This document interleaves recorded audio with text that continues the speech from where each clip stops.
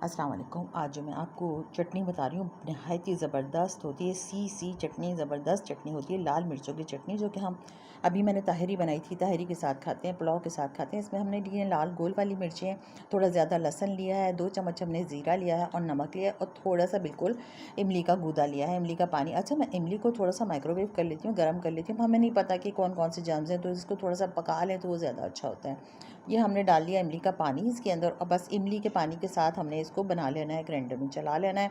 इतनी ज़बरदस्त चटनी होती है कि आपके पास कुछ भी खाने को ना हो तो आप इस चटनी को फ्राई करके खा लें, आप पराठे के साथ खा लें, आप पुलाव के साथ खा लें।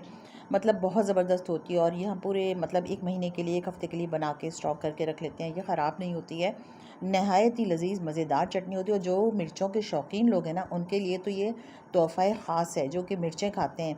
नहायत ही मज़ेदार होती है, बहुत ही ज़बरदस्त इसका स्पाइसी और टेंगी इसका फ्लेवर होता है। अब ये देखिए जनाब, हमने ताहिरी तैयार की थी ना, तो उसके साथ हमने बनाई थी चटनी। तो आप भी ताहिरी बनाइए, हमारी रेसिपी को देखिए, अचार की रेसिपी को देखिए, हरा रायता, ग्रीन रायता देखिए और ताहिरी की रेसिपी देखिए, बनाइए इस तरीके से। एक दिन एहतमाम कीजिए इसी तरीके से, खाने का कोई मुश्किल नहीं, आसान है। अल्लाह हाफ़िज़।